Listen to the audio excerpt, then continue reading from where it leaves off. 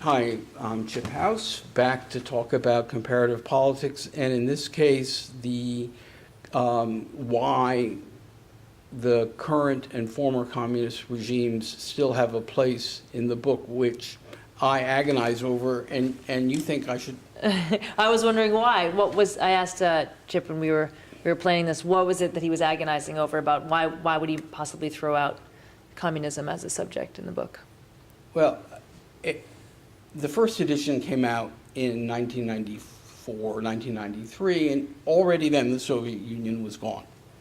And we had very different expectations about what would happen, but I decided to keep it because of the history of the Cold War that most of my students had lived through in one form or another.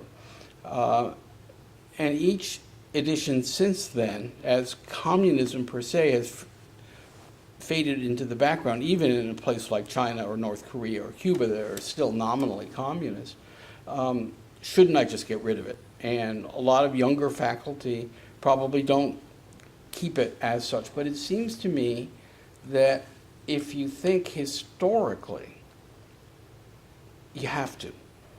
And by historically here, I don't mean the way I use it in the rest of the book, which is that you can't really understand today without understanding the events of the past, which is true for these countries as well. But I think that if you want to understand Russian politics or Chinese politics, as different as they are, their cultures, their values are shaped by, in the Soviet case, almost a century under Marxist-Leninist rule. In China, now we're pushing up to 70 years in which the communists have ruled. And it really has structured not in Russia the day-to-day events, but very much, if you will, the political second nature of the country. You look perplexed. Yeah, just because the study of communism has been such a major part of my own study, and the heartbreak of people putting their faith in something, thinking that it was going to mean equality and safety and a place in the world.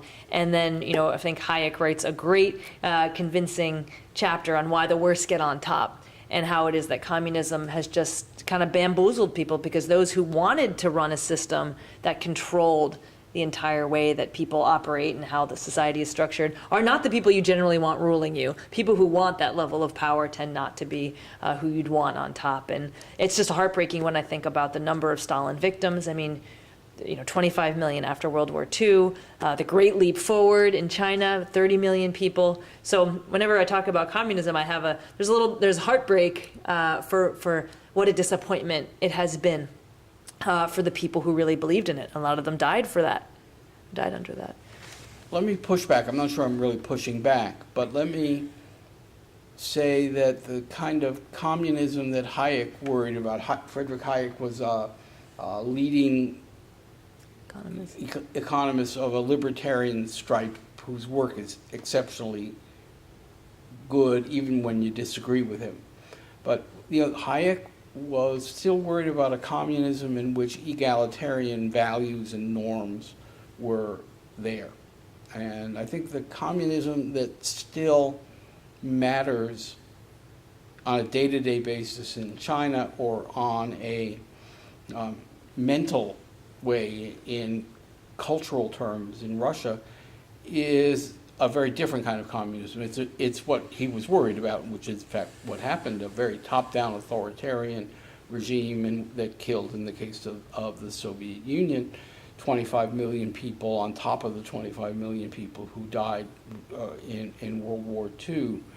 So I guess that's the current communism. Right. The distinction that you're making in the book between former and present, right, is that one that right. you just mentioned. And it plays itself out bizarrely in the two countries I include in the book. In the Soviet Union, you have people like Putin, who began his career in the KGB as a Soviet spy in East Germany when the wall came down, and his leadership team is as authoritarian as you can imagine, maybe not quite what Stalin was, but they have carried over a lot of the values and assumptions of the Soviet period, although they would never call themselves Marxists. In fact, Putin talks about being a Russian.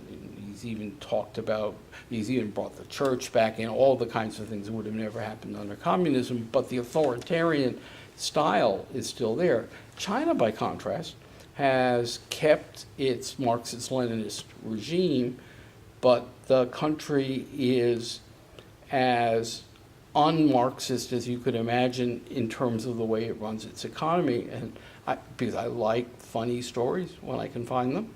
So toward the end of the China chapter, I used to use the example of the Kaidan Modeling Agency, which is the closest the Chinese could come to Kaidan. And it was a modeling school that trained people, men and women, to wear high heels and walk on catwalks, on stages.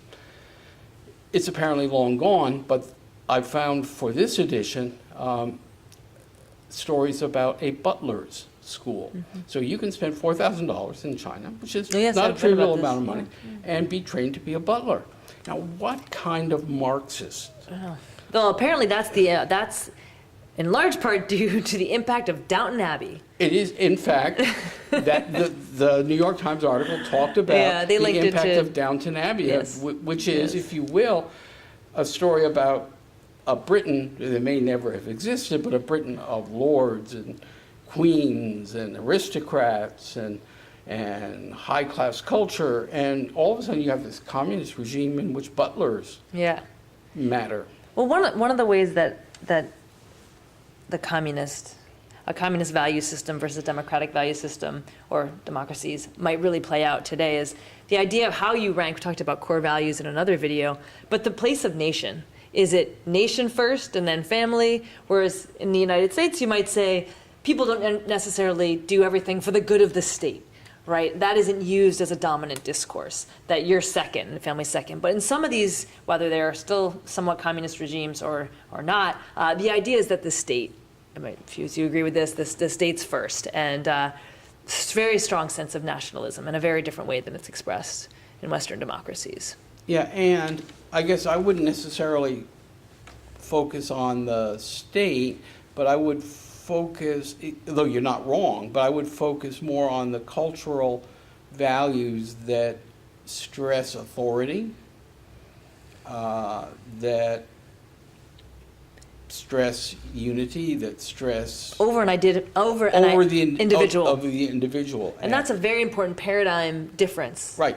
For students that still makes sense to think about now, even if the kinds of communism that Hayek and others were writing about and Solzhenitsyn were writing about was maybe the under Mao and under Stalin, but still the value ranking is still happening. It's still in the air. And as we close this out, let me thank you, Sarah, for not asking the obvious question. Will the current and communist regimes be a category of their own in the 11th edition? All I can tell you is I will agonize over that decision. All right, stay tuned. Thank you.